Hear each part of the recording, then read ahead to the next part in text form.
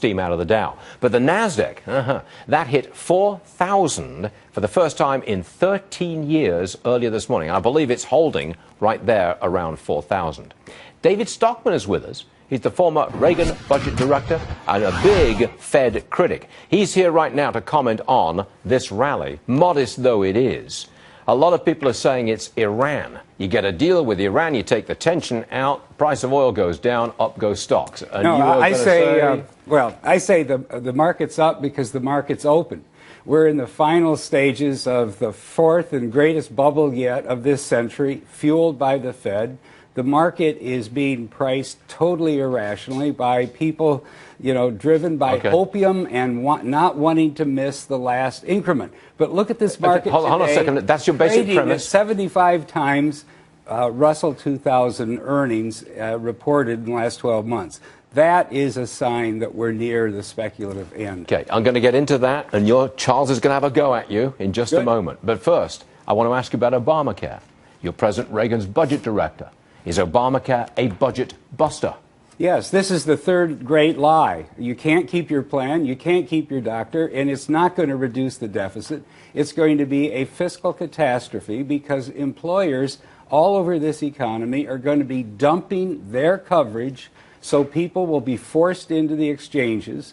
The exchanges cover families up to $90,000 with tax credits on a sliding basis. It's assumed that 19 million people will get these credits. In the CBO forecast, I believe it's going to be massively more than that, and therefore we're going to be looking at trillions of extra red ink that is not factored into the plan if it continues over the next few years. Therefore, when the Congress finally sees the massive fiscal hit on top of what's happening to people on Main Street who can't keep their doctor or can't stay in their plan, I think we're going to have a chance for a referendum in 2014 and to see this plan massively curtailed or even repealed. It's getting that bad. Okay.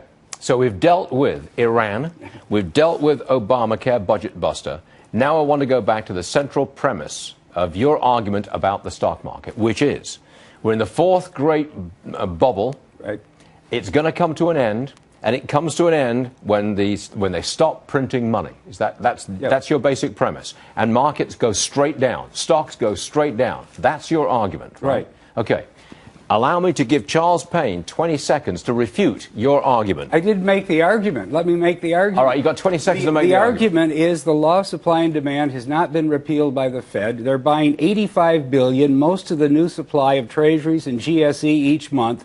When they come out of the market, if they do, and I don't know if this Fed can, the law of supply and demand means that the market will clear it. Much higher interest rates, prices of bonds will drop, everything that's linked to prices will drop, junk bonds, corporates, and so forth. As interest rates go up, and it's obvious that will slow down housing and elsewhere, the stock market will panic. They'll realize this is entirely a huge Fed liquidity-driven bubble, and they will retreat and crash in a major way. Your refutation of that argument? Listen, we're up 10,000 points. I'm wondering how much of it we're going to get back. Are we going to get back all 10,000 points of this? And this is going to happen today, tomorrow, because the market is cyclical. I don't disagree with what you're saying. I do think it's been irresponsible for a lot of smart people over the last 4 or 5 years to spook the masses out of this incredible opportunity, saying sooner or later we're going to crash. Wall Street is trying to spook the little guy back in for the fourth time. If he got in March 2000, like they were urging, the market is moderately priced,